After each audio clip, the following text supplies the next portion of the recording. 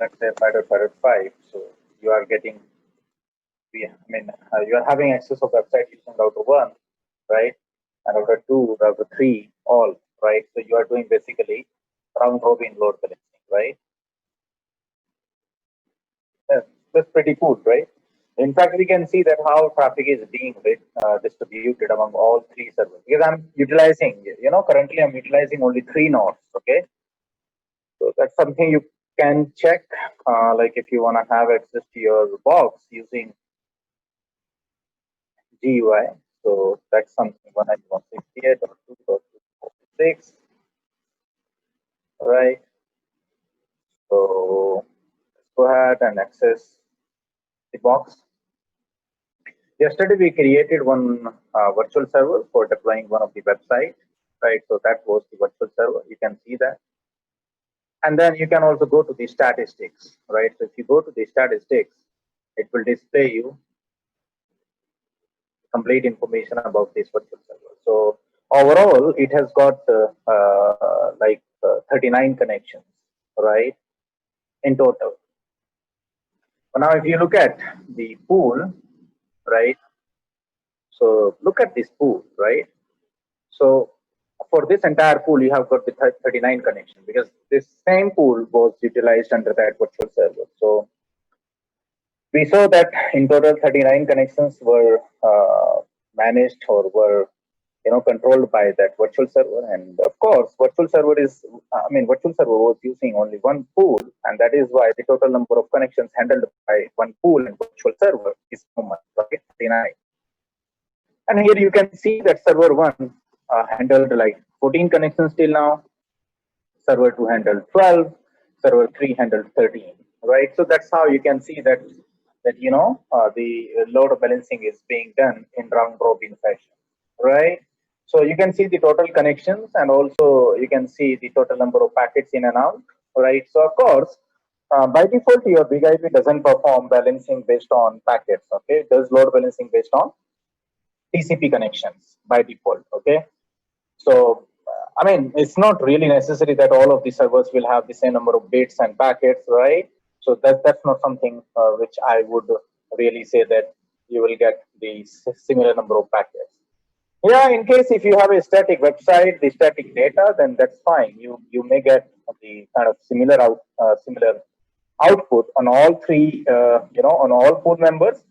But in case if you have kind of dynamic data available on your website, like different users are accessing some different amount of data from the same website, because, for example, I'm on website, right?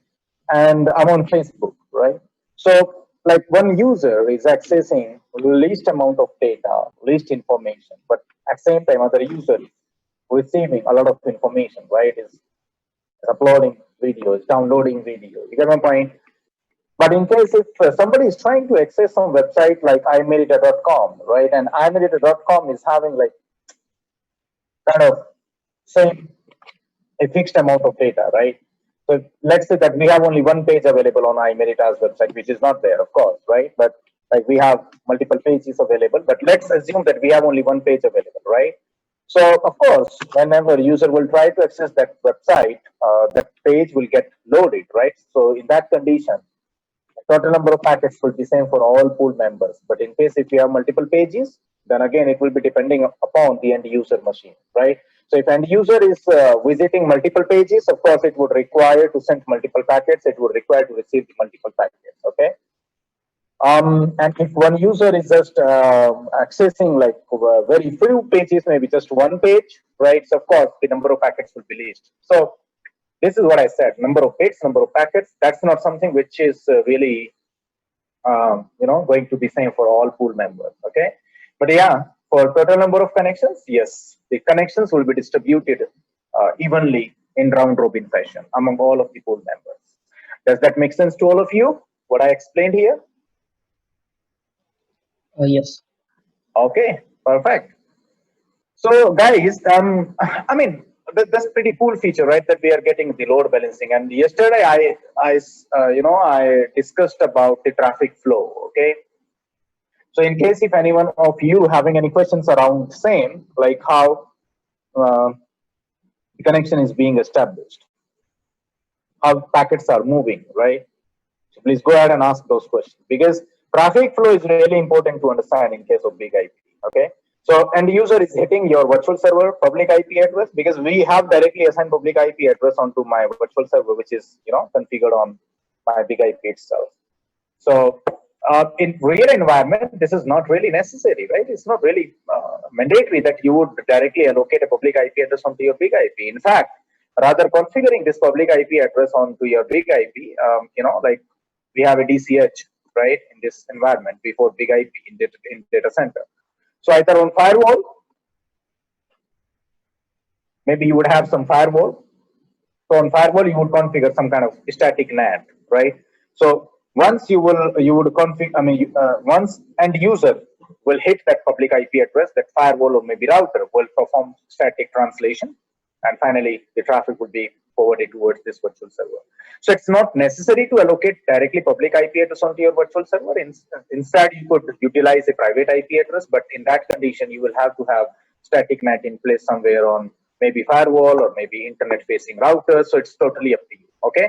But at this time, because I told you that I have bought a public pool of IP addresses, and I'm utilizing one of the public IP address. Okay. So that's how you did it, right?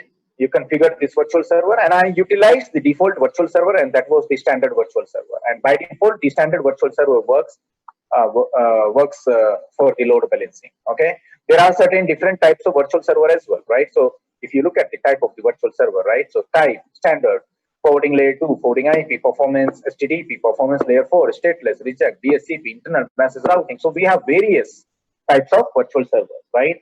But for load balancing purposes, we will always prefer to use the standard one, and that's the most famous one among all, right? However, you could also utilize the performance HTTP or maybe layer 3, right? So in case, let me tell you, so in case if you want to configure your virtual server to perform load sharing, and you want to utilize your big IP as a full proxy, right, then always go for standard, and that's the default one. Sometimes you may have to utilize your big IP as a router. So in case if you want to utilize it as a router to forward your packets based on layer 3 information, then create a virtual server, and that should be a forwarding layer 3, forwarding IP, okay? But in case if you want to configure your big IP as a switch, like if you want to configure your virtual server to behave like a switch, right, then configure forwarding layer 2, okay? If you want to configure your virtual server only to process HTTP data, then select HTTP performance for a better performance of HTTP, okay, to get better performance for your web services. Same goes performance layer 4. If you know that you will be using only TCP at layer 4, right, and you want to get a optimum performance from TCP, then go for this performance layer 4 type of virtual server, okay? But it has a lot of limitations, right? So of course, each and every virtual server is having its own work, its own limitation that we will discuss later on. But at the moment, we will continue only with the standard one, and this is what we have configured before, okay? So yesterday we created a standard virtual server itself, right? You can see here. There is one more tab here. If you look at just a little up, then virtual server, which is network map. So if you click on network map, you can see this network map is in front of you, right? It will open up in a different tab. So on this tab, you can see that you have this virtual server, and then you have a web server pool, and then pool has, like number of members, okay? So pool members are there, and pool member, you know very well, it's a combination of IP and port, and you can see that, right? So in case if any one of the pool member is down, right, you can see it from your network map, right? If pool member is down, pool is down, virtual server is down, so you can see the status over here, right? So you will get kind of hierarchy, like, hey, this is the virtual server, and this pool is associated with this virtual server, and then this pool is further having few pool members, okay? So it has 3 pool members. If any one of the pool member was down, then it must have shown you that, hey, this pool member is down, okay? So you can look at here. So it will give you a pretty good information, handy information over here, okay? So if any one of you having any questions around this, please go ahead and ask your question. If not, then I'll continue further.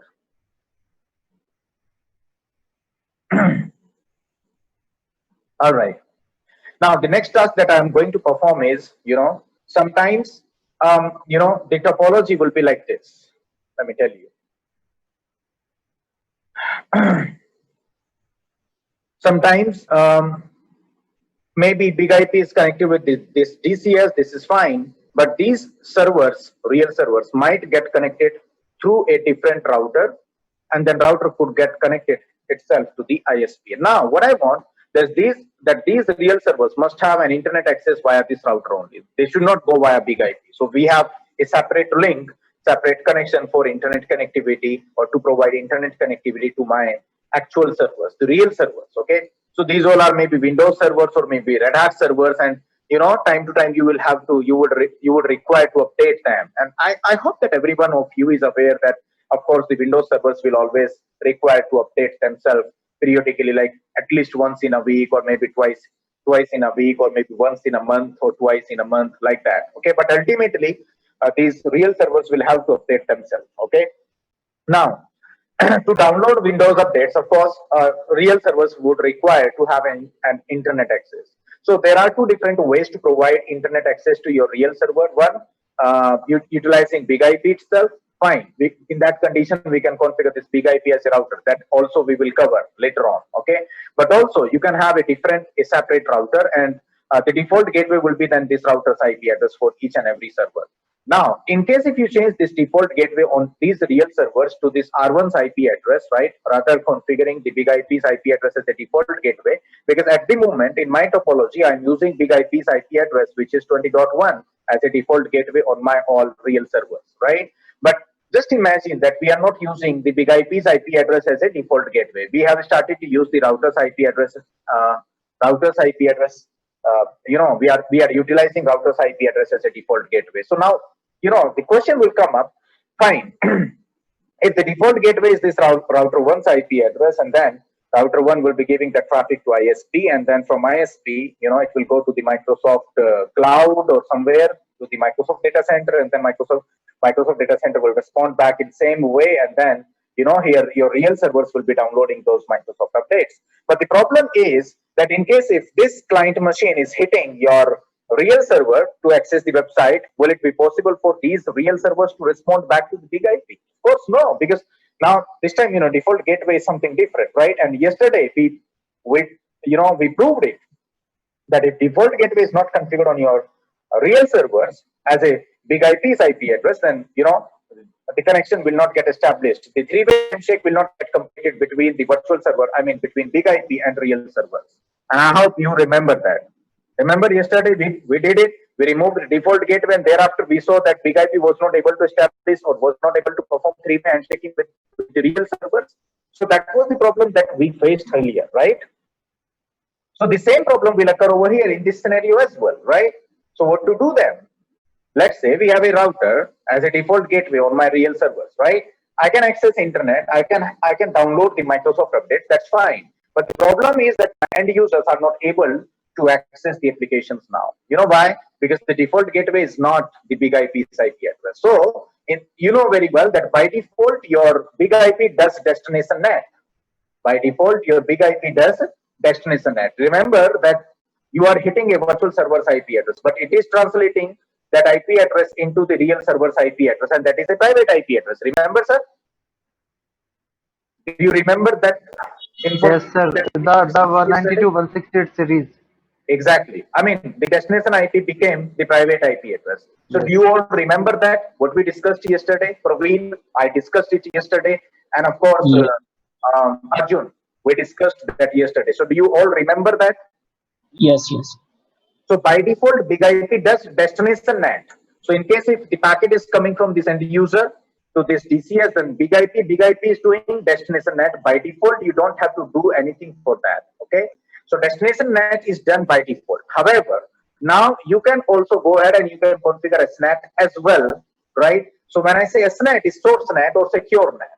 And what you can do, when you saw yesterday, like when big IP was sending the SYN packet to the real server, at that time, the source IP address was the client's public IP address, and that was like 11.1.1, and destination was like 192.168.20.10, like that. Okay.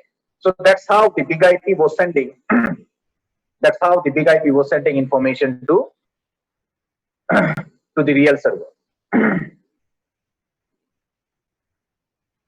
Any questions, sir? No.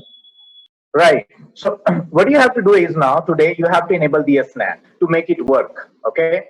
If you have this kind of scenario, right? So on the big IP, you will have to configure SNAT as well. So that source IP, instead of 11.1.1, it should become its egress interface IP's IP egress interface is IP address, which is 20.1, right? The IP address of the egress interface of big IP is 20.1, right? So if source IP becomes 20.1, then packet will get delivered to the real server, and real server will see, hey, this packet came from 20.1 and which is on common subnet, which means I don't require default gateway to send this packet, because default gateway will be needed for the real servers only when they are replying back to that machine or that IP address which is not on common subnet. But this time, if real server is responding back to 20.1, 20.1 is on common subnet, and if the destination IP is on common subnet, you don't require the default gateway. Do you get that? Yeah. Do you get that, Arjun? Yes. Okay, get me 1 sec, please. Hello. Hello. Are Bablu? Bablu? Guys, get me 1 sec, please.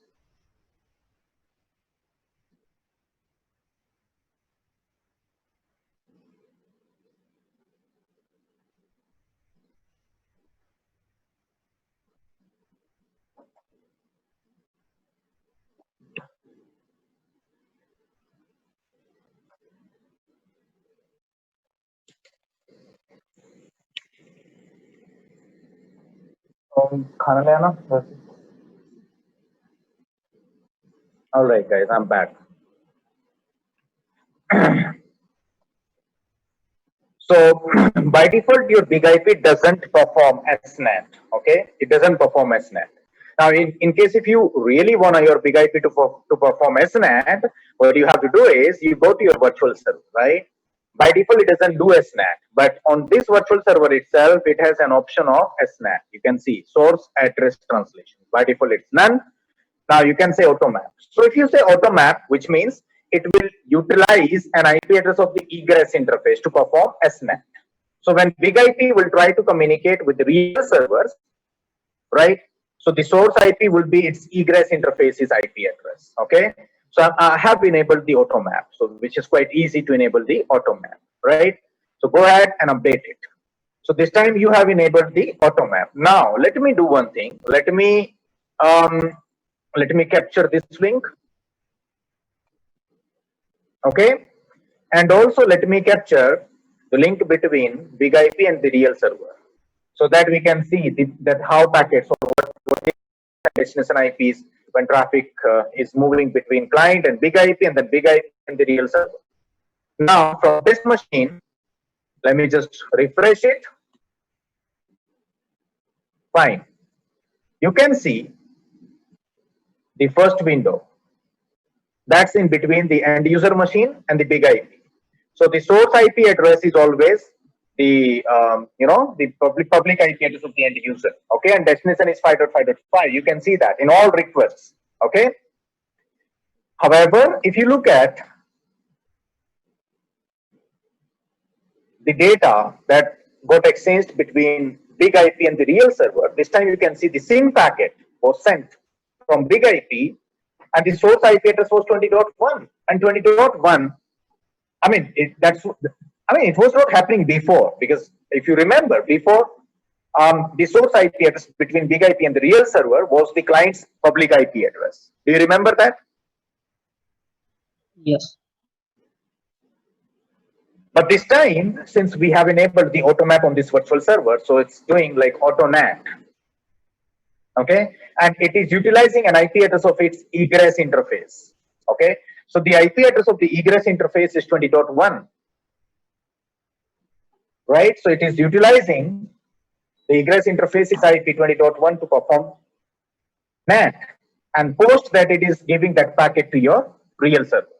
So you can see SYN, right? And also the port was translated because end user is hitting over port 80. You can see that they all are hitting over port 80. You can see that port 80, right? So port 80, it's all port 80. Okay.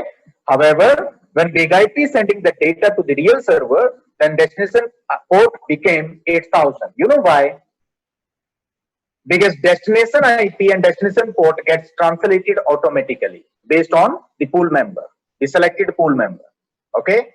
So let's say you associated one pool to your virtual server. You hit down the virtual server. Then virtual server saw, hey, this is the pool which is associated with me. It will go to that pool, and then that pool has certain pool members and also has its pre-configured load balancing algorithm, right? So its pre-configured load balancing algorithm is round robin.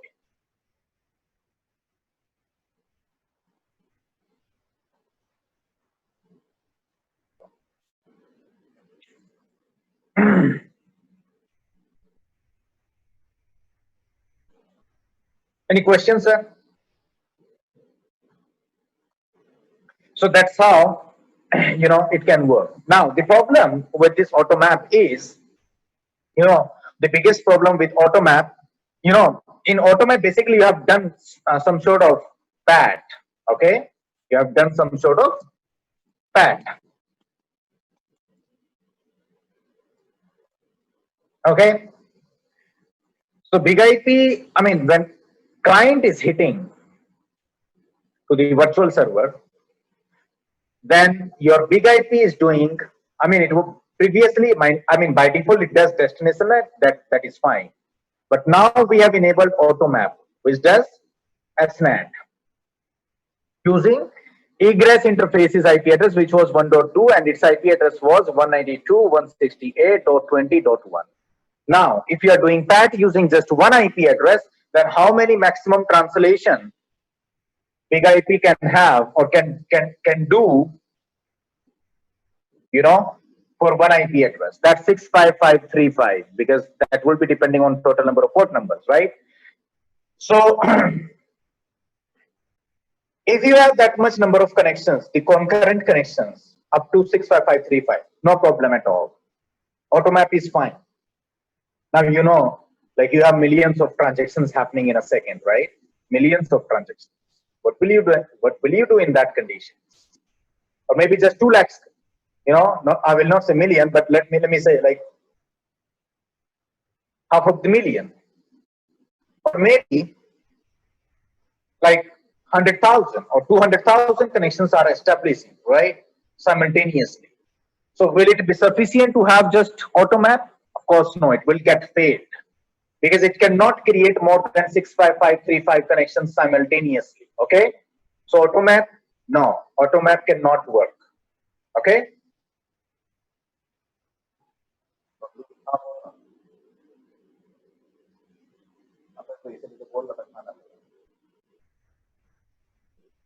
All right, guys. So this automap will not work in that condition. What we can do, remember that when you do PAT on Cisco devices, sometimes you create a pool of IPs, right? So here I'm going to create a SNAT pool, right? A SNAT pool. And I'll utilize some unused IP addresses here, maybe 192.168, maybe 20.100.101.102.103, like that. So these 4 IP addresses I'll use. So now this big IP, instead of using this automap, I will utilize this SNAT pool, so that this big IP can utilize this pool, and this big IP will pick the IP addresses from this pool in a round robin fashion. So how many entries it can have now? 65535 into 4. Okay, so that much number of connections it can have simultaneously. Okay. All right. So now question is that how we can do that and how we can prove that. So let me do one thing. Let me go back to big IP. So first you will have to create a SNAT pool. Okay, so go to address translation, and then you would get SNAT pool list. Go ahead and create a SNAT pool list. Create, and then create a SNAT pool, right? SNAT.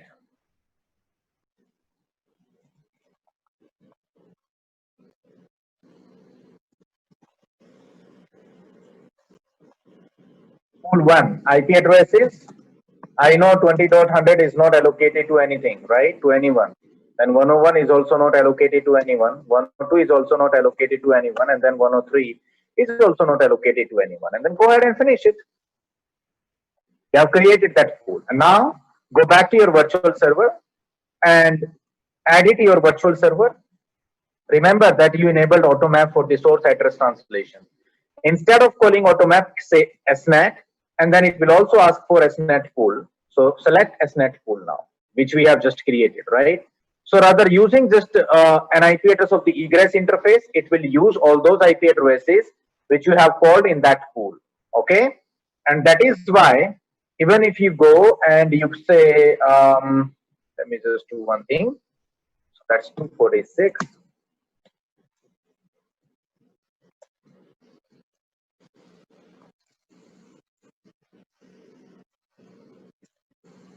IP dump, -I, 1.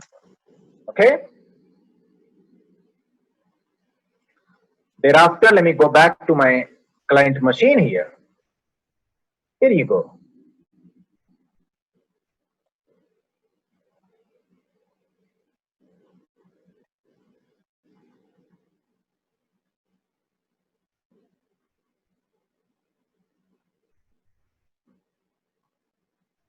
And now you can stop it. Stop it. And then you can see that every time it is using some different IP address. Okay. Let me show you here.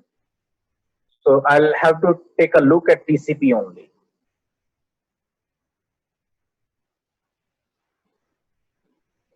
TCP. Here you go. So the source IP first, it has picked up 20.100 for sending SYN packet. Okay. Then for next connection, it should have picked up 20.101 for another connection.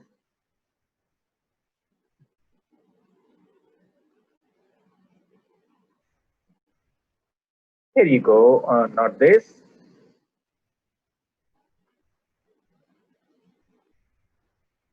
Yep, same. The source is 20.101. Thereafter,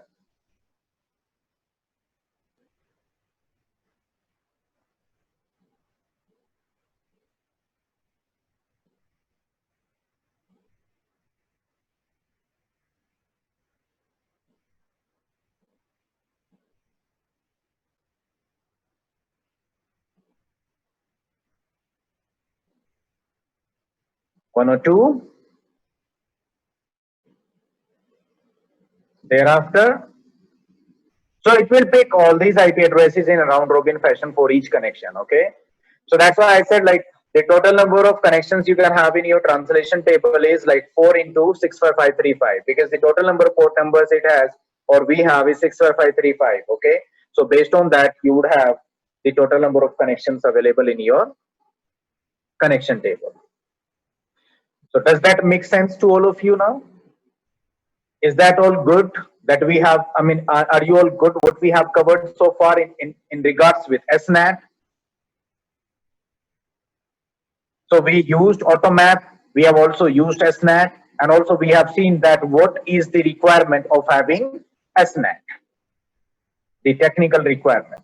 Okay, so that's that piece. Now I will cover one more thing here just to make you comfortable with the service deployment.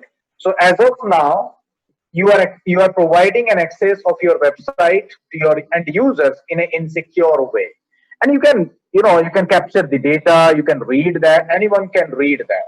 I mean, this data is not secure.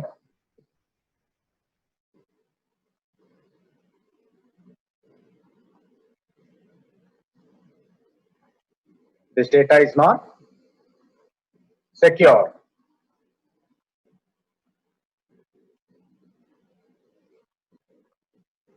Okay. So if you want to provide security for your end user, that this website should be accessed or should be accessible for the end users in a secure way. How we can do that? So of course, you know very well, we can secure this connection by utilizing SSL. So we would also require a SSL certificate for same, right? So now I'll teach you that how we can deploy a secure website using BigIP. So I know I have to deploy the same website, the same content using HTTPS. So I have already created a virtual server using this IP address and the port 80, but this time I'll be creating a different virtual server, but using port 443. And I'll be using the same IP address, okay? Because I have the same service, I have the same website that should be available for the end users securely, okay? So there should be a secure connection. So at this time, I'm going to perform SSL offloading. So when I say SSL offloading, which means the SSL connection will get established between end user and the BigIP, and that's what we need. This is where I need SSL. Between BigIP and the real server, if data gets exchanged in plain text format, I don't care. Or that's not an issue for us. You know why? Because it's a secure network, right? But of course, end user is having this access to this website via internet, which is a totally insecure channel. So in case if your website is containing some critical information and you want to provide an access to that website to your end users over an insecure channel, then you must utilize or you must secure that using SSL. But in between BigIP and real server, I don't want any kind of encryption, hashing like that. So I have to configure SSL in between end user and the BigIP only. This is also known as SSL offloading, because you are not configuring SSL onto your real servers. So you have offloaded your real servers. Because before BigIP, if you really wanted to protect your website or you wanted to secure your website, then it was needed for us to deploy the HTTPS over the real servers itself. So real servers were responsible to perform encryption, decryption, right? Message digest verification, right? Like that. So that all work was done by the real server. But this time it will be done by the BigIP, and that's why we will call it SSL offloading, because you have offloaded your real servers. So now you have some free resources available onto your real servers, which you can utilize for some other services. So this is also known as SSL offloading. So I'm gonna secure this connection between end user and the BigIP only, and between BigIP and the real server, I'll keep my communication in plain text format only.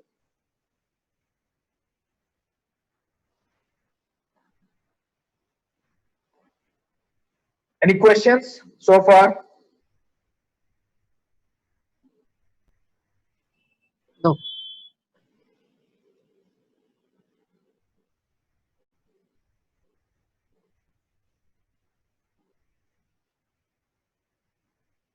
Okay.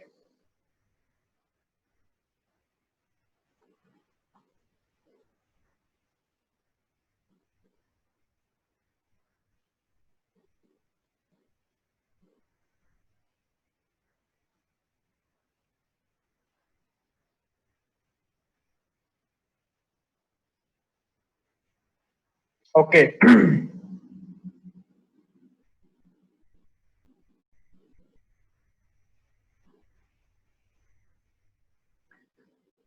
So let's do it then. So the very first step is to obtain the certificate, because you know very well the SSL connection cannot get established. You know, we are not going to use the IPsec over here, right? We are not utilizing IPsec, because in IPsec you don't have to have, you know, it's not really necessary to use the digital certificate, okay? But yeah, for SSL connection, it is always preferred, or it is not recommended to use the IPsec. It is always preferred to use the, you know, like to use, not to use pre-shared key, use digital certificates for the authentication purposes. Okay. So the very first step is to obtain the certificate. And this time, because I'm not getting this certificate from the third party vendors like public CAs. So when I say public CAs, the public CAs are like Microsoft, Amazon, DigiCert, like that, or maybe GoDaddy. You get my point. So all these CAs are also known as public CAs. And of course, for each and every website in today's scenario, we always get a certificate from the public CAs. Because if you don't get a certificate from the public CAs, then for end users, it will always display an error. Hey, this certificate is not a valid certificate, or it's not a trusted certificate. Okay, so that kind of an error you will get, or you may get. So it is really important for us to obtain a certificate from the public CAs. But at the moment, for my lab, I do not have any public CA available, so I'll be using self-signed certificate. Okay. So first step would be to obtain a digital certificate, and that would be in our case self-signed certificate. So to generate self-signed certificate, right? To generate self-signed certificate, go to System tab and then Certificate Management, and then Traffic Certificate Management, and then SSL certificate list. Right? Over there, you have multiple options available. Either you can import your certificate, right? If you, let's say you purchased some certificate from the public CAs, use import command. Or maybe if you want to create a self-signed certificate, then you can click on create. So test cert.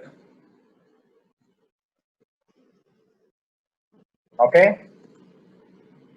Issuer is self, the common name, iMenita.com. You can define division, organization, country, email address. Lifetime is for 1 year. Key type, I'll be using RSA, and the key size is 2048. Remember, you can also keep it 1024, 2048, 4096. If you keep increasing your size, key size, the performance of your box will be degraded. Because if you pick higher keys, it would require much more mathematical calculations to decrypt your data and to encrypt your data.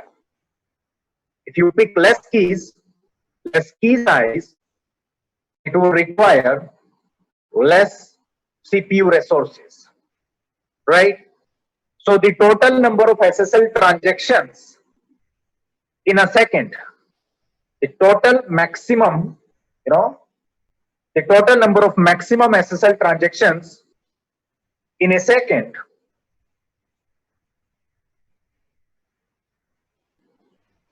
will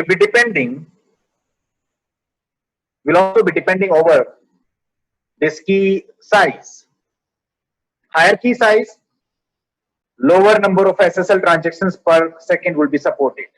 Less key size will lead higher number of SSL transactions in a second. Let's keep it 2048, which is the recommended one also, and then let's get this finished. So that's how you can create a self-signed certificate. I know that I'll get some error messages onto the end user machine while accessing websites using this self-signed certificate. I know that would definitely happen, right? But that's how I can create a self-signed certificate under System tab, and then Certificate Management, and then Traffic Certificate Management. Okay. Thereafter, the next step would be to go to local traffic back. Under local traffic, you have profiles, and then create SSL client profile, because I want to protect my client communication with big IP. So I just wanted to protect the connectivity between the end user machine and between client and the big IP only. So that's why I'll create a SSL profile for the client. And to create SSL profile for the client, you would require to visit Profile tab under local traffic, then go to SSL, and then go to Client, select Client, and then create a SSL profile here. Create, you can put some name here, test,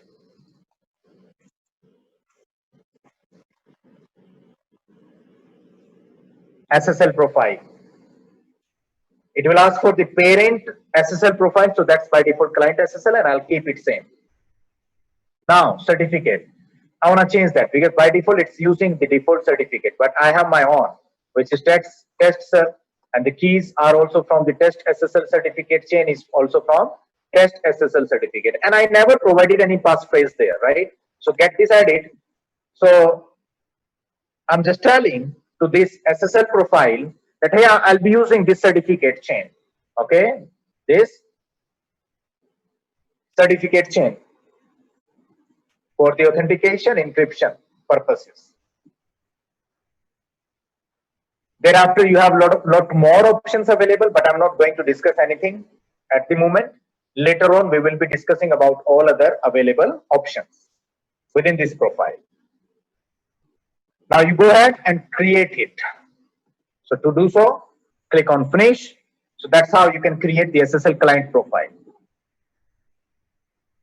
Now, post that, you go back to your virtual servers, create a new virtual server, name,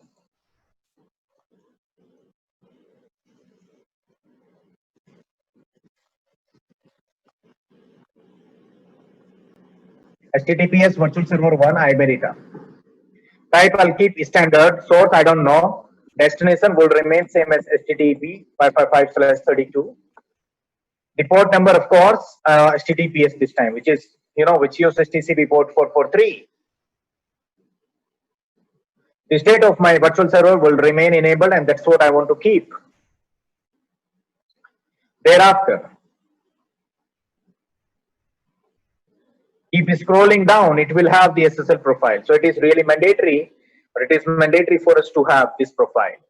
So SSL profile is, test SSL profile.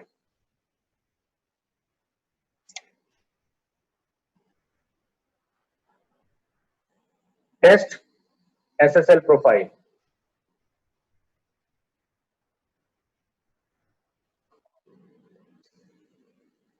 Under client only, not for server. If you wanted to secure your connectivity end to end between client and the real server, then you will also have to have the SSL profile enabled for the servers as well. Thereafter, keep scrolling down. If you wanna enable SNAT for this virtual server as well, then call the SNAT and then SNAT pool, and thereafter, don't forget to call your pool. That's default pool, which is going to be web server pool, right? Go ahead and finish this out. You are done. You have created. So you used the same IP address over here, right? The only difference is the port number, right? So that's 443. And now I can go back to my client machine. And from my client machine, I can try to hit down the same IP using HTTPS. But it will give me some error message over here. And why will it give me this error message? Because we do not trust that certificate which is represented by big IP. You can see your connection is not private. It's not secure. So go to advanced and then say proceed to unsafe. So you see that you are accessing it using HTTPS, but cross is there, right? Why? Because the certificate is invalid. Because it was a self-signed certificate, and that certificate is not basically valid for me as per my database, as per my knowledge. So R1, again, one more thing, hey, if you look at this certificate, right? So issued to imedita.com, remember? This is what we allocated, right? Now refresh this page. So it's router 2 now. Refresh this page, router 1. Refresh again, router 2. Router 3. Router 2. Router 1. Router 1. 3. 3. 2. 1. 3. 2. 1. 3. You get my point? So that's how end user is accessing this entire data using HTTPS. In fact, you can capture this data here, right? You can capture this.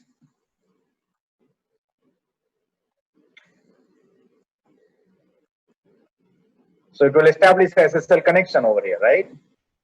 So you can see that it established a TLS connection. SYN 443, SYNAC, ACK. Okay? And thereafter client hello, server hello, and then server cipher is Paxos word. That's how it is happening. TLS connection is being established between the client and the real servers. I mean, the big IP. That's how you can secure your website.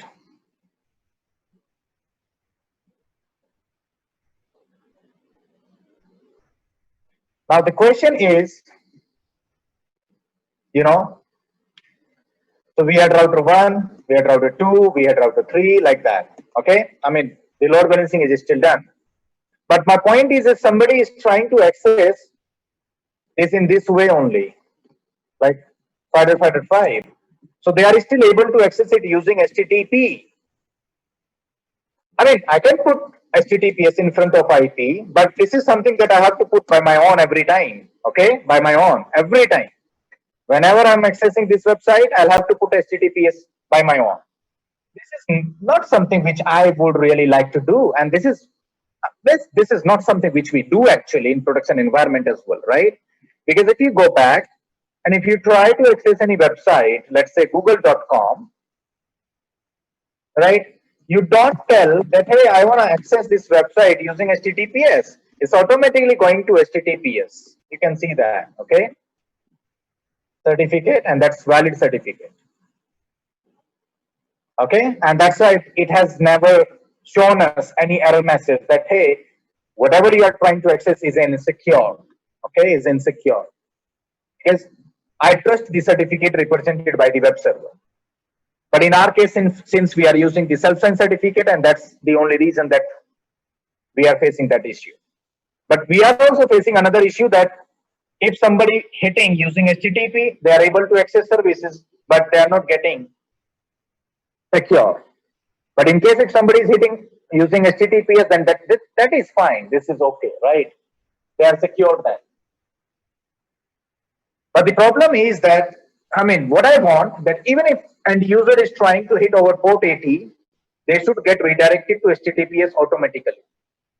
I should not ask my end users manually, hey, please access this website using HTTPS. I don't want to do that. You understand, man? So I don't want to put HTTPS by myself, my own.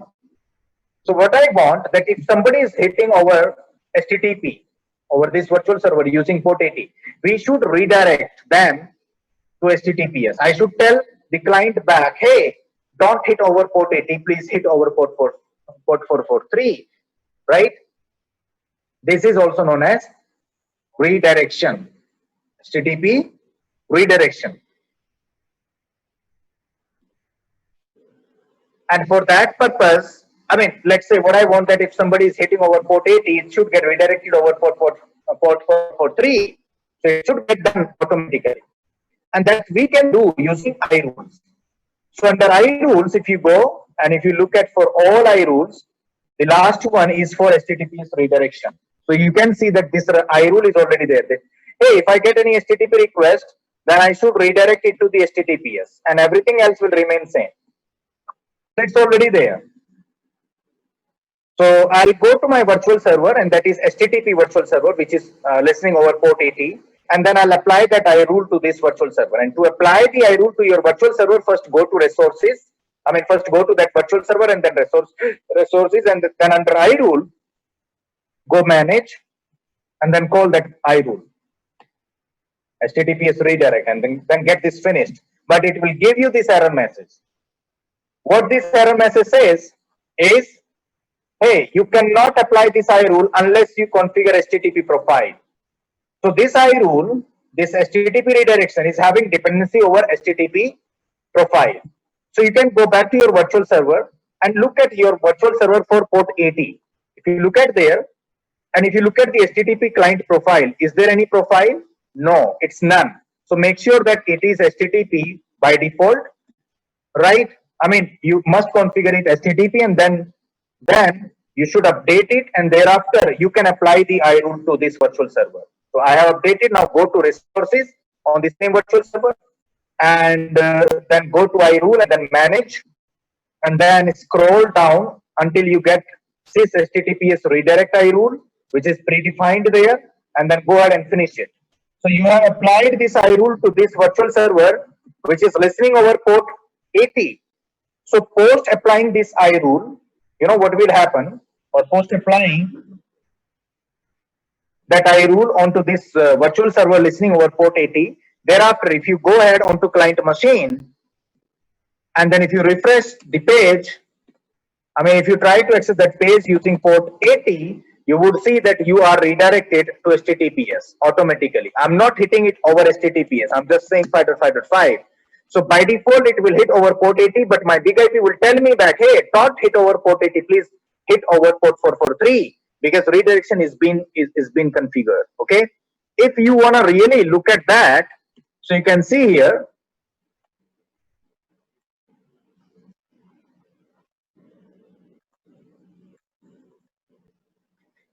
that redirection happened between client and the big IP. Even we can see that now.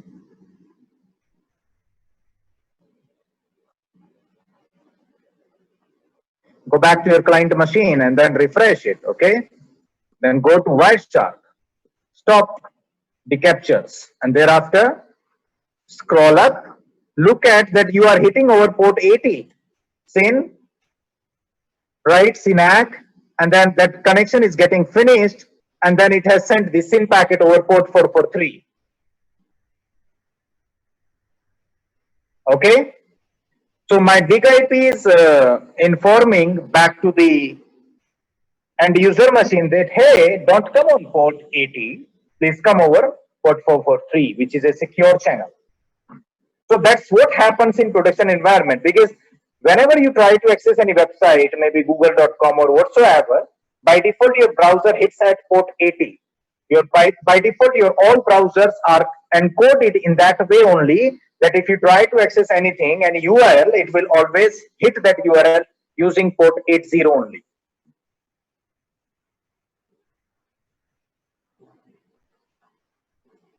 But we redirected that using 443. But before applying that iRule to that HTTP virtual server, it was needed to call the HTTP profile. Why was it needed? Because your virtual server will never ever open up the HTTP packet unless you enable the profile. If you enable profile, thereafter your virtual server will start inspecting HTTP packets, whether it was a GET message or it was a step, the response message.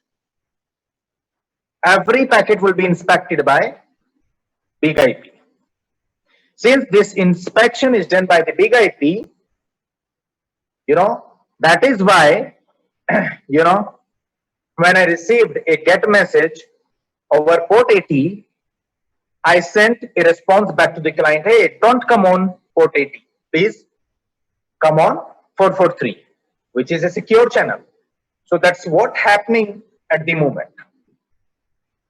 That's how you can deploy a secure website. And you can see that I used the similar IPs, right? The only difference was the port number.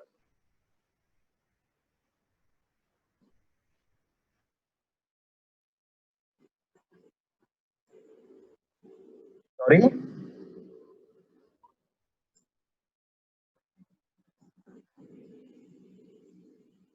It is quite like that. It's quite similar. Because if you remember, onto next gen firewalls, you are doing SSL decryption using certificate, and this is what we are doing here, right? Isn't it? And post doing SSL decryption onto next gen firewalls, you were able to perform URL filtering, app filtering, micro app filtering, right? In similar way, onto big IP, you are not doing URL filtering, but you are doing URL redirection. You get my point?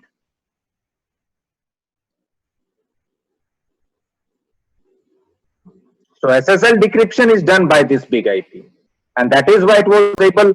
I mean, big IP was able to open the HTTP at layer 7, right? HTTP packets, isn't it? Because if it is end-to-end securely sent, I mean, if you are using SSL for sending data, then definitely, and in case if you are not doing SSL decryption onto your big IP, then your big IP will never ever be able to see that what's inside the packet, whether it is HTTP packet or something else, FTP or what. Okay. So SSL decryption is needed. If SSL decryption is not configured on big IP, then it's going to lead a lot of problems. You cannot perform URL redirection. You cannot drop any URL data. Like in case if you really wanted to block data for a specific URL, you cannot do that. Okay. So guys, this is what I have done, right? And now let's take a break for at least 5 to 10 minutes, and thereafter we will continue with this. Okay. So today I have covered, first I covered SNAT using AutoMap and then SNAT pool, and thereafter I have covered uh, the SSL offloading, right? And afterward I'll go back to the pool, and then I'll cover the settings of this pool itself. Okay, so we will see that. So let's get, I mean, let's go over a short break, like for 5 to 10 minutes, like it's 13:10. So let's start it at 13:20. Okay.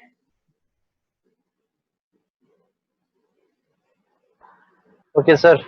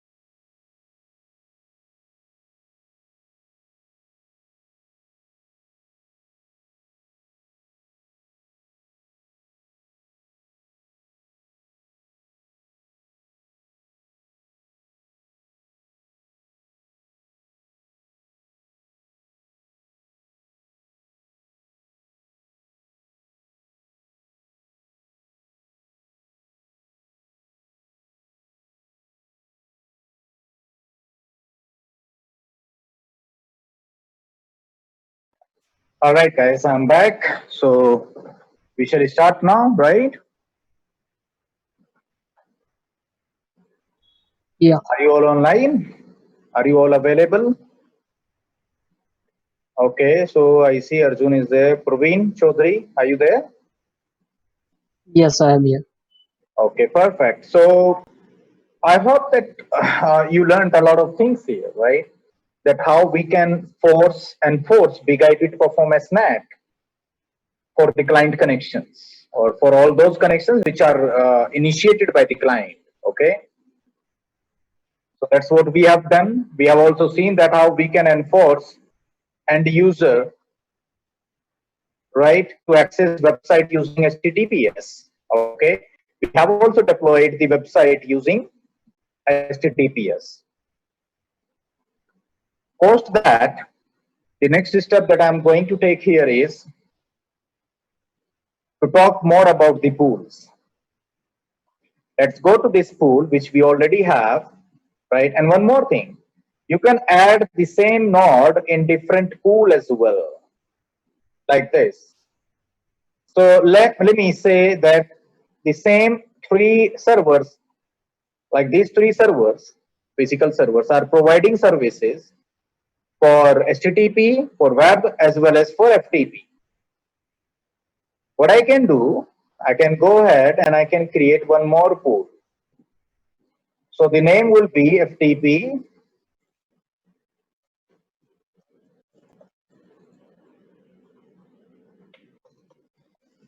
servers pool. Again, I will not discuss more about monitors, but I'll apply the ICMP monitor. The load balancing, it's up to you.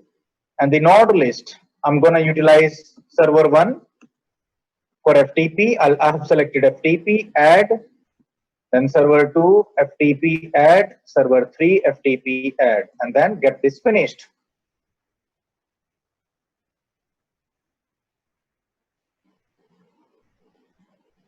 Okay, guys?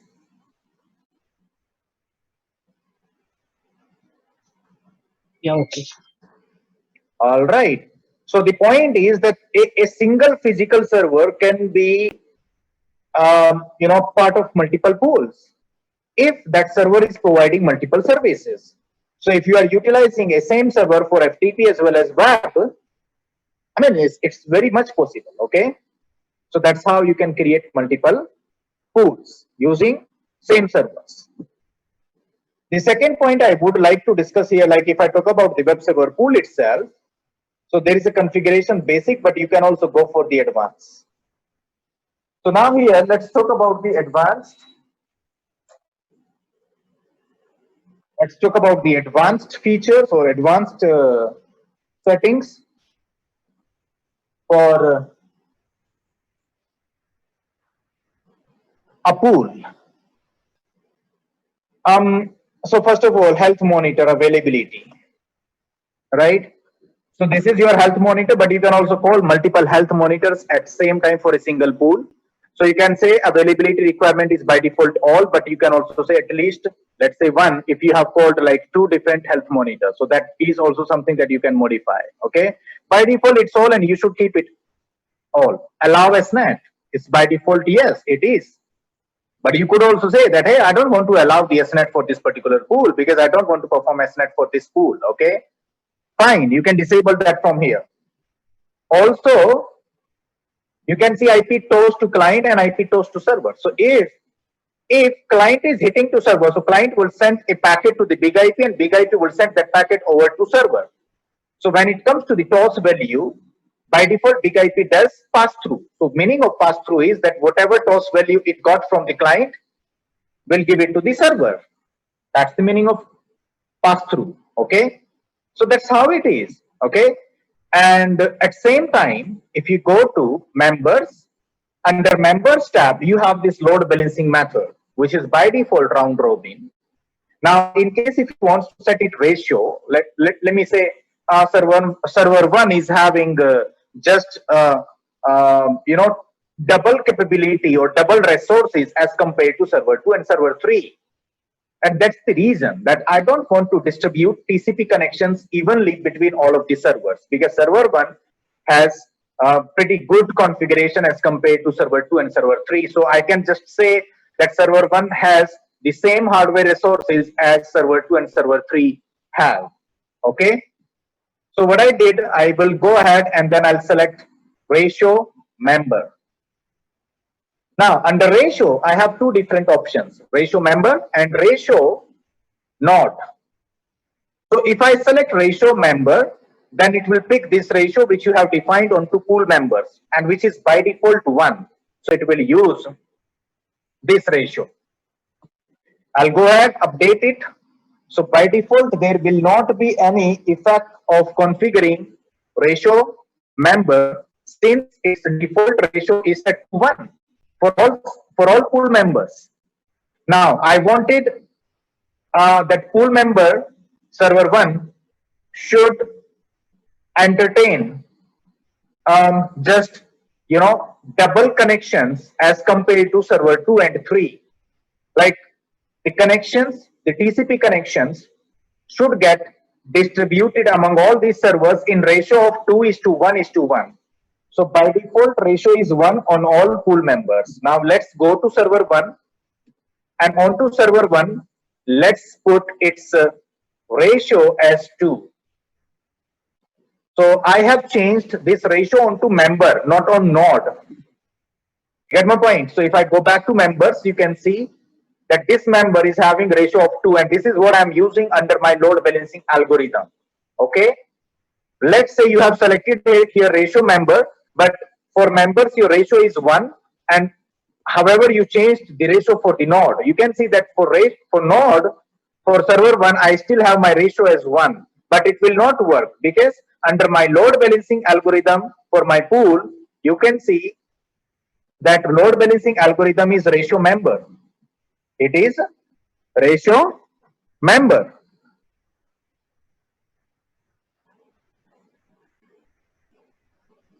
Okay. Now let me go back to my test machine and let me just refresh the connections. Okay.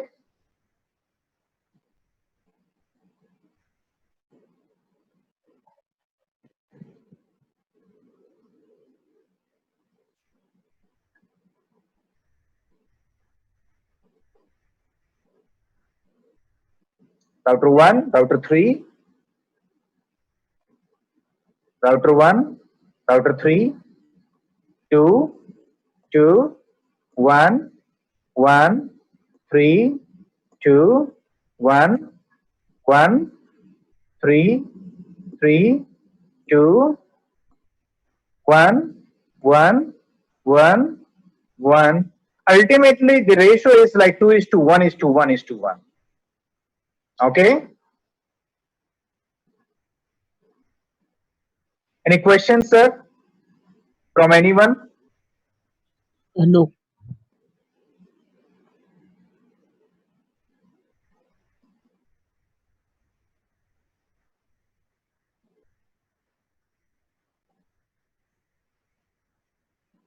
All right.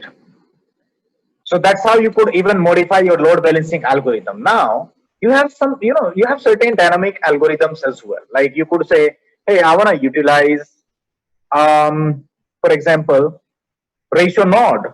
So remember, if you want to utilize the ratio node, then you will have to change the ratio at node level, not at not at the member level. Okay. So if I go to the test machine this time, it will not follow the ratio. Reason, you have set the ratio, right? But you have set the ratio node, and all nodes are having common ratio, like 1 is to 1 is to 1 on all 3 servers, right? So so it's pretty important while selecting the ratio node or ratio member. So you should be knowing that what does that mean actually, okay? And in that way only you should change your ratio. So as I said, node is nothing, it's just an IP address. Member is a combination of IP plus port. You can also call it service. Thereafter, let me do one thing. Now let's talk about the least connections. Okay. Now for least connection also there are two different options: least connection member and least connection node. And you should be knowing the differences between them. So for most of the algorithms, you can see that you have two different options. One is for node and one is for member. So if I say least connection member, let's say I have configured least connection member. You get my point? What does that mean? That means, hey, I am going to check that how many connections I have with server 1 using port 8000. How many connections I have with server 2 using port number 8000, and how many connections I have with server 3 using port 8000. Based on that, whichever member will have the least number of connections, I'll select that one. Right now, it is possible that server 1 is also providing FTP services. Server 2 is also providing FTP services, like server 1 is also providing services using port number 21, let's say. So when you are counting least connection member, you're not counting total number of connections, because you are checking the connections established only for this particular service. Now, if you want to check the total number of TCP connections available on that server for all services, whether it is port 8000, port 21, or port 22, or something else, for port 3, whatsoever, for all, then you should select least connection node, because node is overall server. Least connection node, and the meaning of least connection node is that this time I will not check only connections for this service or this service port 8000. In fact, I will check the total connections for all services, on this server, and based on that, I'll check that which server is having the least connections. Does that make sense to all of you? Yes. Arjun?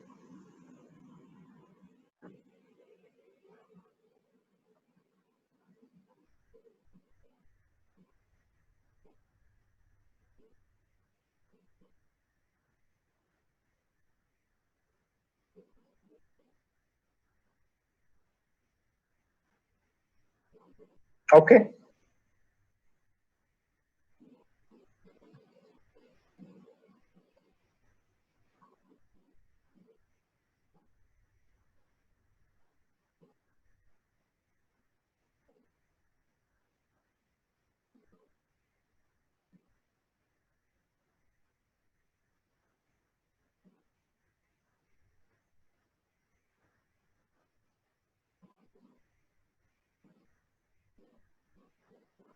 All right, guys. So I hope that now you can understand the meaning of least connection, and then also you have maybe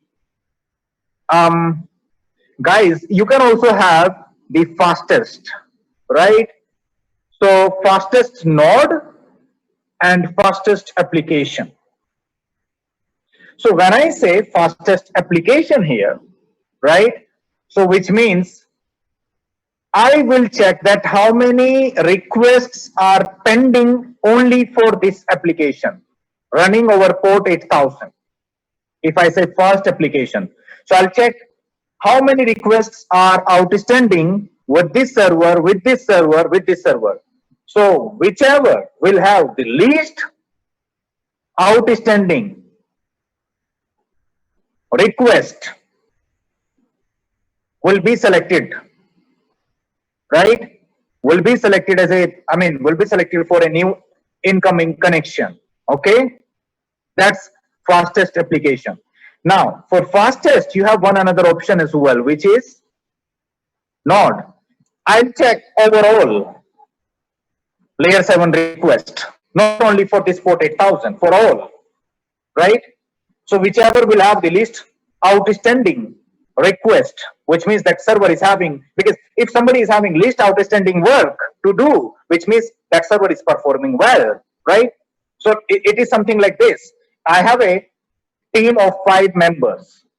Now, a task came into our queue. Now I have to see that to whom I should allocate this task. So I'll see, hey, this member is having least number of tasks, which means he is free.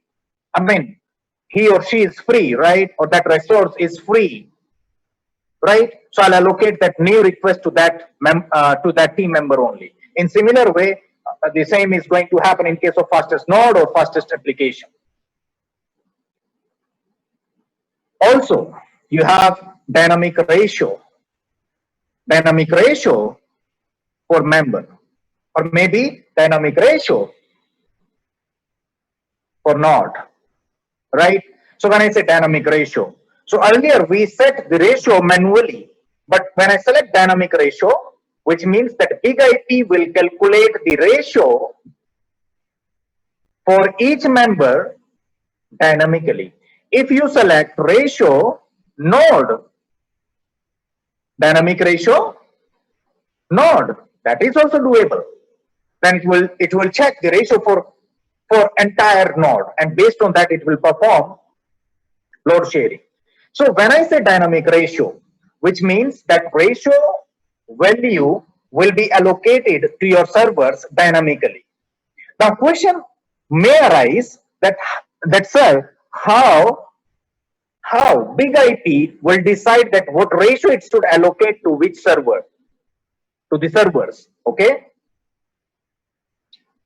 So basically, this dynamic ratio will be calculated by big IP by understanding the CPU utilization of the servers, the memory utilization, the disk utilization, and based on that, it will define the ratio. And that's something that, I mean, which really becomes, or which really looks like, I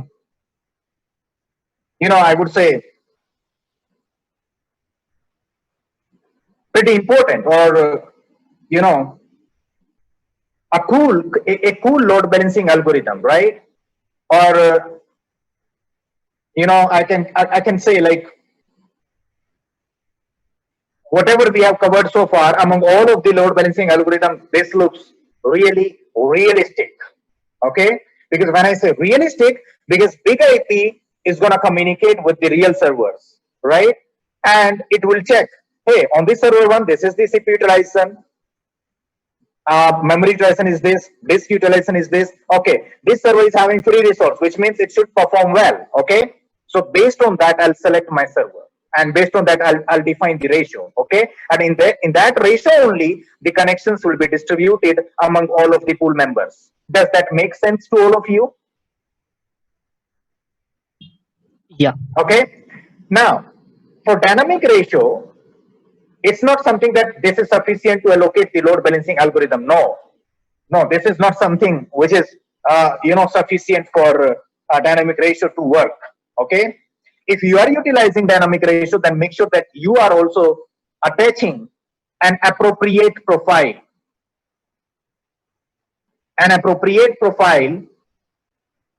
to your virtual server, so that your big IP can go to your real servers and can ask their CPU utilization, can ask for their CPU utilization, memory utilization, disk utilization, and and so on.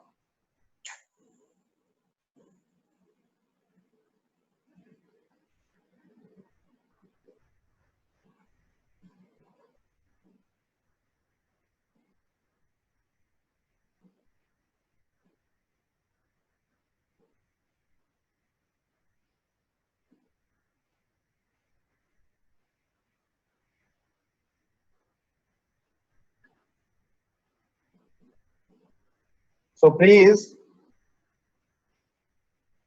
go ahead and ask questions. I mean, if you have any until now.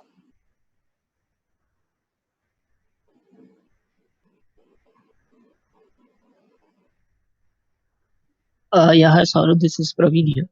So, Yeah, Pradeep, like go ahead. as you said, like we can do a dynamic ratio on the node and the pool members, right? So, like the parameters which you said, like the CPU utilization and the resource utilization on the servers, how we can like map those in the big IP? So, is there any way or something like we can define it in the big IP so This is like it what I will said. automate? Like, this is not only setting that you will require to make here, right? Like, Okay, by just selecting dynamic ratio, node or maybe member, right? You will have to have a profile in place. Okay? okay, Yeah. And post that, it will it will calculate, the big IP will calculate the ratio accordingly to the nodes, or maybe, you know, the members. And based on that, you can select over here uh, the load balancing algorithm. In okay. similar way, yeah, go ahead. Yeah. So, like the profiles, is it on the big IP itself Yes, or it's is it on big IP only. It's on big IP okay? only, but that script should be supported by the Windows server or maybe Linux servers as well. Okay, so it's called like WMI, Windows Management Instrumentation, something like that. I'm not pretty familiar because this is something that Windows server, the server guys knows very well, right? Okay, But there okay. is a script that helps devices to check what is the CPU utilization or memory utilization or disk utilization at the end of the server. Okay, okay, got it. Reached sessions as well, but those are layer 7 sessions. Okay, those are layer 7 sessions. You can also count on the list sessions as well, right? So whichever will have the list sessions will be elected. Okay, then list connection. Really, it might create a big problem for you sometimes. How? Let me say, you have selected list connection member. That's fine. I know that server 1 supports like 1000 connections. Server 2 support 1000 connections. Server 3 supports only 100 connections. Let's say. Now, server 1 is having like 200 connection, like 200 connections have already been exhausted. On server 2 also 200 connections have already been exhausted. And on server 3, 98 connections have been exhausted. And you are using least connection member. You get my point? So server 1 is having 200 connections for this service. Server 2 is also having 200 connections and the maximum limit is 1000. Server 3 is having 98 and maximum limit is 100. So the next connection will also go to the server 3 and it will become now 99, and next will also go to the server 3 and now it will become 100. So now you have made the 100% utilization uh, of the server 3's capacity. Okay, so that's why the least connection might create a big problem for you, and that is why you have weighted least connection. So when you say weighted least connection, then it will be mandatory for you to select to set the connection limit as well. So let's say connection limit was 1000, 1000, and then here 100, and then the connection was let's say here it was 200, 200, and then here it was let's say 98. Then let's say next user came in. Now I need to select which member I have to select. Then I'll see that what is the maximum limit and also how many connections have been established already. So of course, in percentage, like if you calculate the percentage, server 1 and 2, they are under utilization. So next connections will be redirected, or if next connection was received by the big IP, then it is gonna select only server 1 and server 2 for next you know long time. You get my point? So that's why weighted least connection member or maybe node is pretty important, and this is what you use in production. You don't use the least connection. Okay,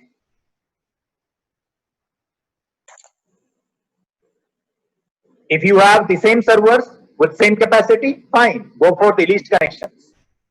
You don't have to have the weighted least connection like that.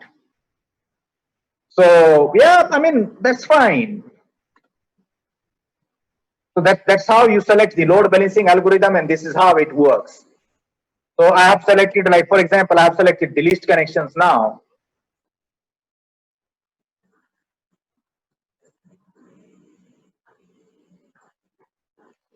So there was one more load balancing algorithm you were talking about, the ratio list connection.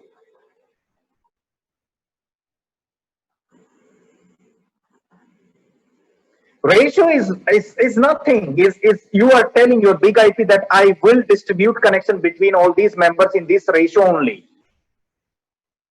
So if you, let's say, wait, 2:1:1. You get my point? So you have allocated ratio 2 to server 1, 1 is to server 2, and 1 server 3, right? In that way. So if you get next 4 connections from, from your client end, next 4 connections. So 2 will be given to server 1 and 1 will be given to server 2 and server 3. That's ratio. Least connection, big IP will keep tracking that how many connections I have with server 1, server 2, server 3. So whichever will have the least number of active connections will be selected for the next incoming connections. Okay.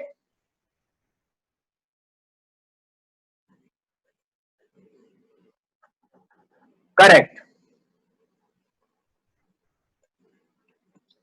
So that's that piece. So, I mean, this is how you will select the load balancing algorithm. And now I'm going to select least connection member.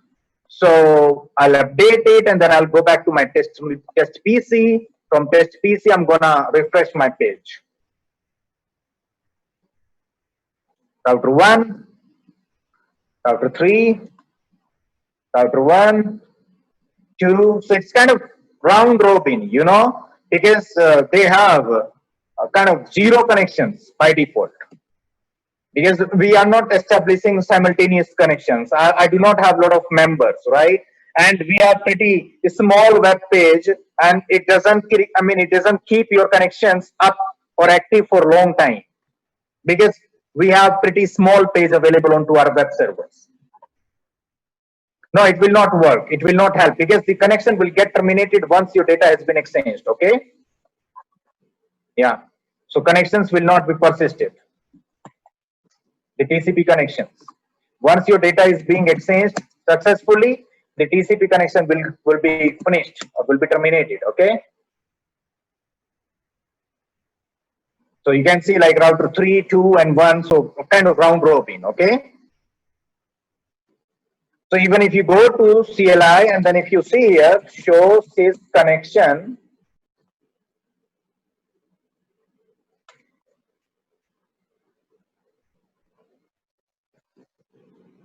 So you can see that we have a lot of connections for ICMP, but also for TCP. So for TCP, it's like port 80.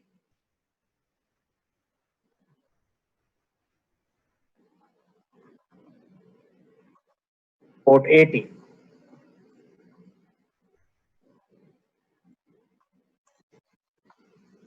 Like that.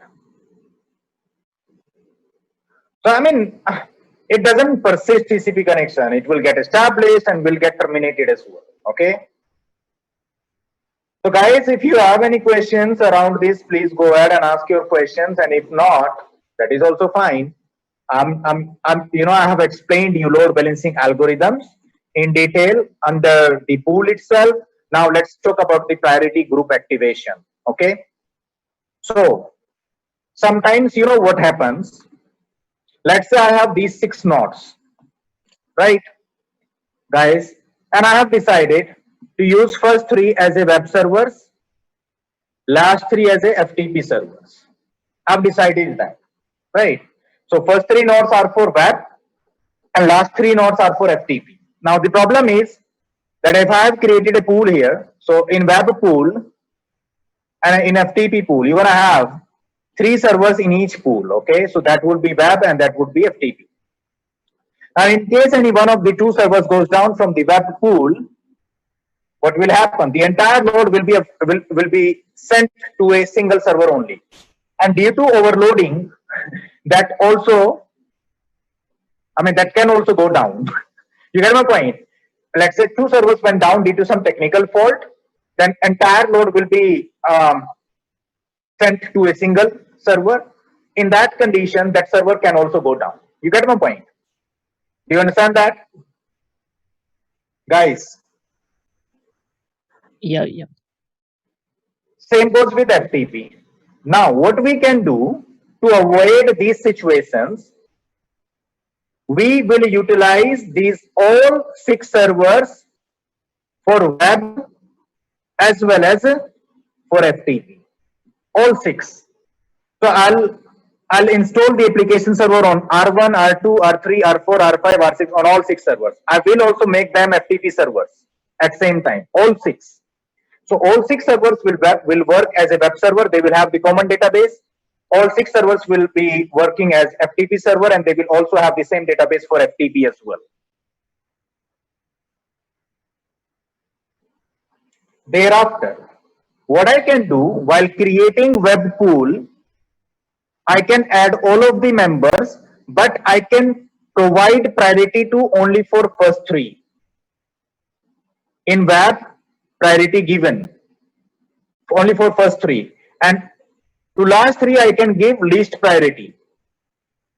And what I can say, hey, all 6 servers are available. I can tell this web to my web pool, web servers pool. All 6 members are available, fine, but you will be utilizing only first 3 servers for the web services if all 3 are available. Now, in case if 2 servers goes down, then you should include remaining 3 as well. So in total you would have 4 web servers then. And then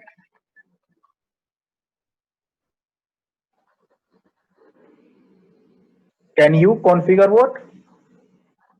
See, I'm telling you, you can select whatever load balancing you want for a pool. But for a pool, there will be only one load balancing algorithm.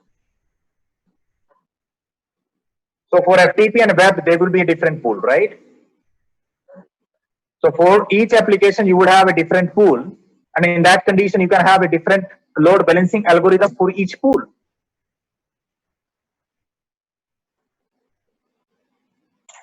All right. So let me go ahead and let me utilize it now. So I have 6 servers. I have 6 nodes that I have already added here, right? I'll go back to my pool, web server pool. I'm going to add each one of them here under members. So add. Now, node list, server 4, port 8000.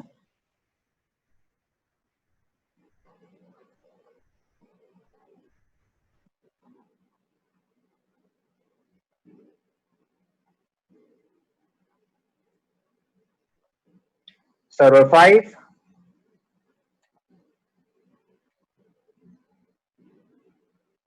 So we have added all of the pool members here. You can see all 6 members are there, right?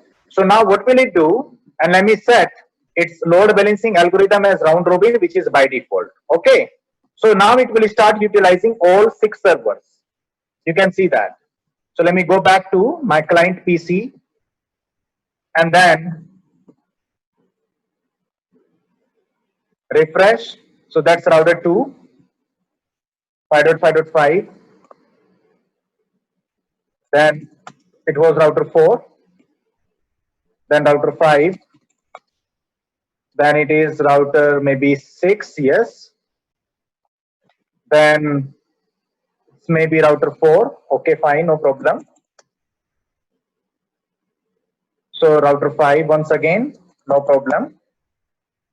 Router 1, ultimately it will be round robin, right? Router 6, router 1,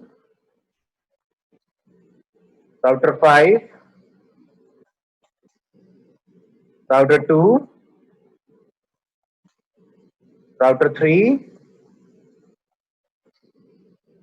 router 2,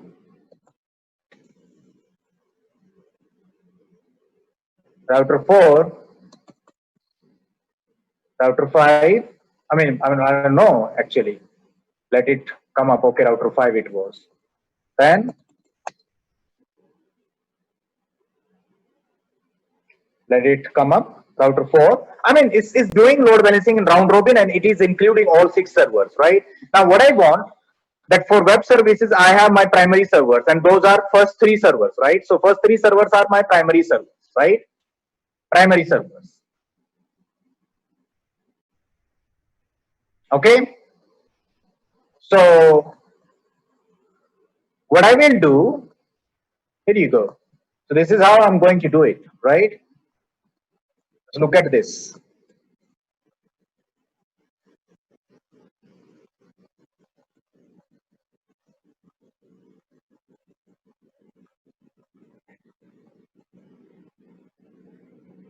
Here you go.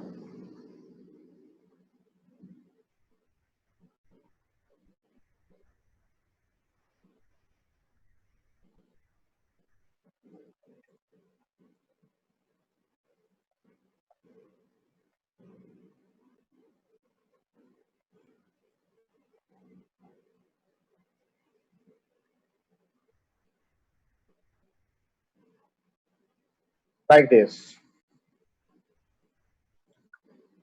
So I'll enable the priority group activation. So I also have the 6 servers, but what I want to include only first 3 for my web services. Okay.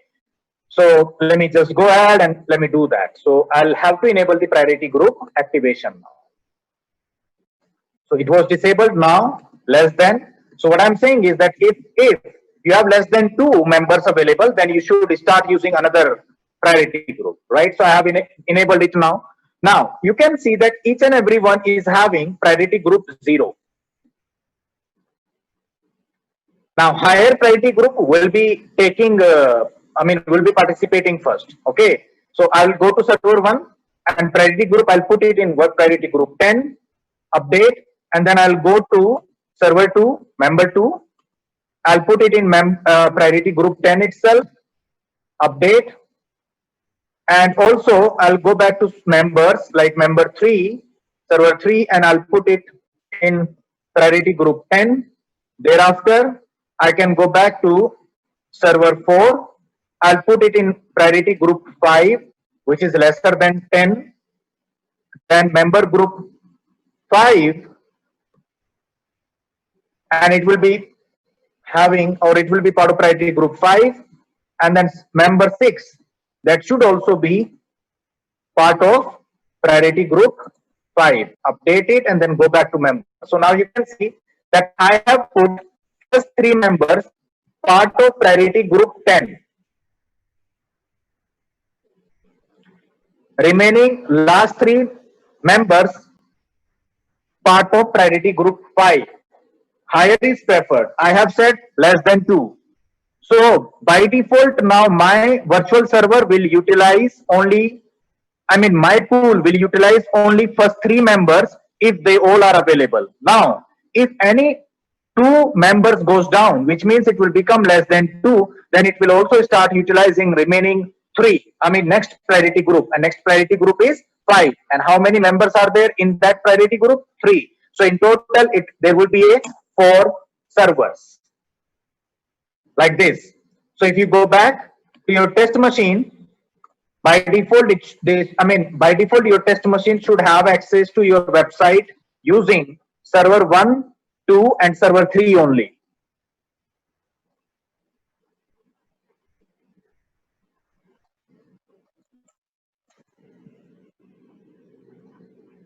So it should be accessible using maybe server 1, 2, or 3. Let me see that. It is establishing the secure connection. Since I'm using the virtual environment, so yeah, it might provide some, pretty slow performance. So it's router 1. Then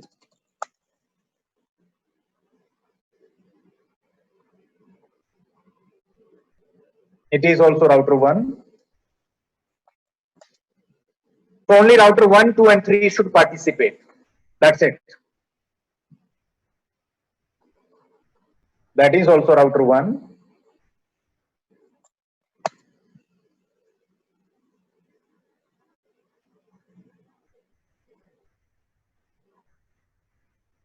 Router 3.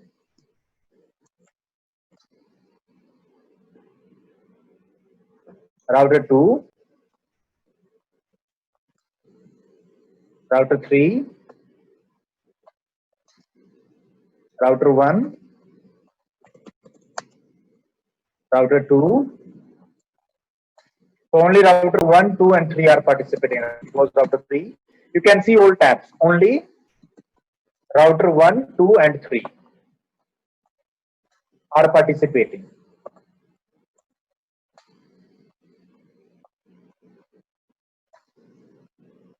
Like this. Now, in case if your server 1 and 2 goes down, for example,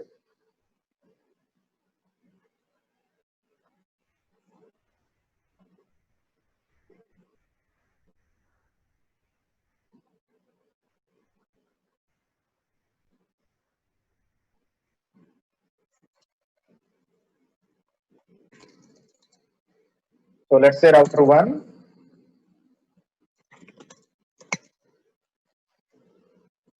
shut down, router 2 shut down. Thereafter, if you go back to your members within this web server pool, so you will see that first 2 servers will go down very soon. And then for web services, server 4, 5, and 6 will start participating automatically. 2 are down now. Let's go back to our client machine now. On my client machine,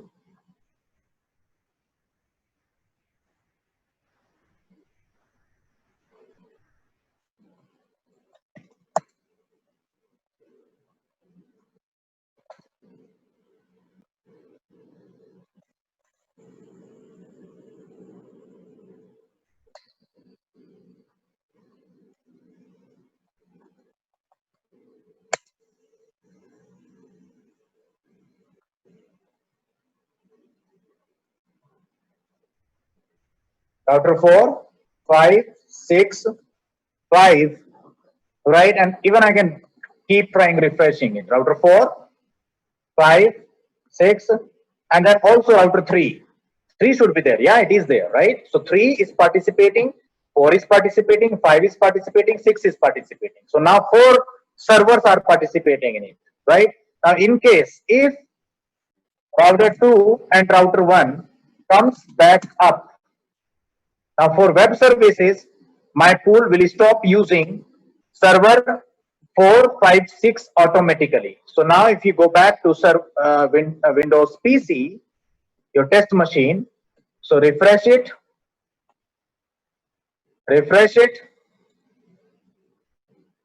it's router 1, 2, and 3. You can see that. It's not router 4, 5, 6 now, right? So that's how you configured web server pool. But for FTP, you will do, or you will make the configuration totally different, like this. Members, now you are adding few more members, let's say, like from node list, like server 4, FTP, and then make it member priority group 10. Repeat, 50, member priority group 10. 60, member priority group 10.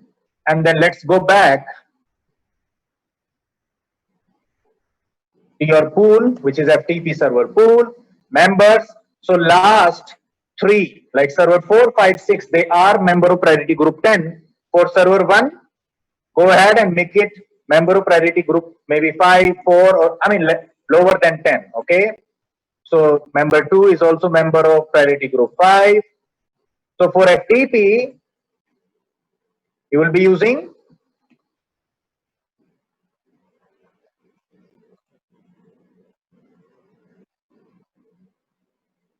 here you go 10, 5. You can see that.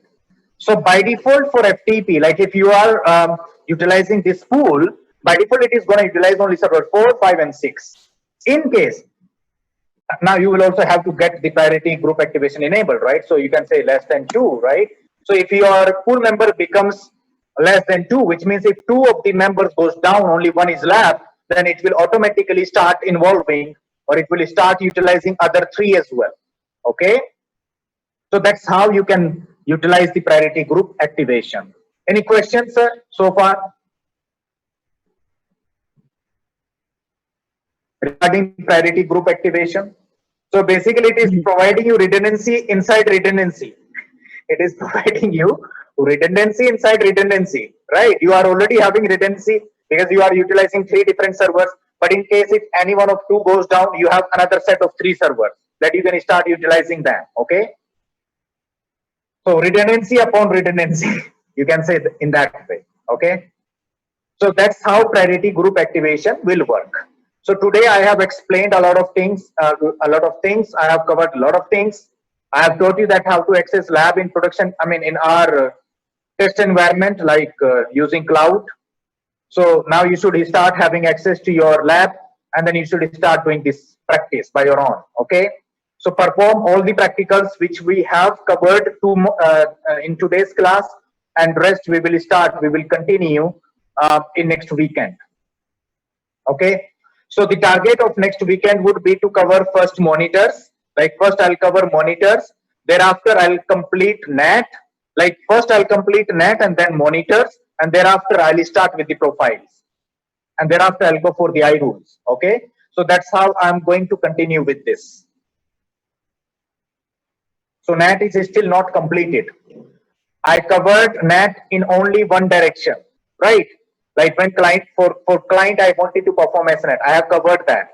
But what if I want to make my big IP as a router? Let's say for my real servers, I do not have any extra router and I want to provide an internet access to my real servers via big IP itself.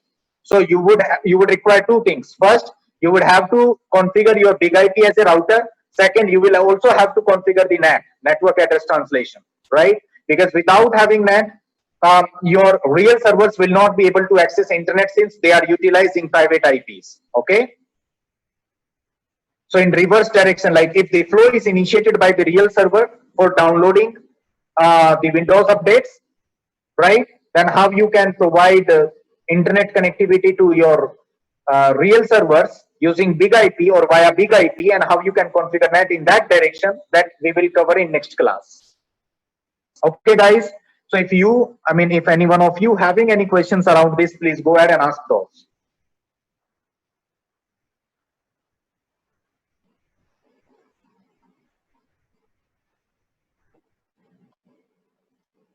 Sergio. No, sir. All right then. Yeah. I'll stop sharing and we'll see you next week then. Arjun, Parveen, do you have any other question, please? Yeah, no, nothing from mine. All right then. Have a nice rest of the day and weekend, and see you in next week then. Bye. Bye for now. You too, sir. Bye bye. Bye.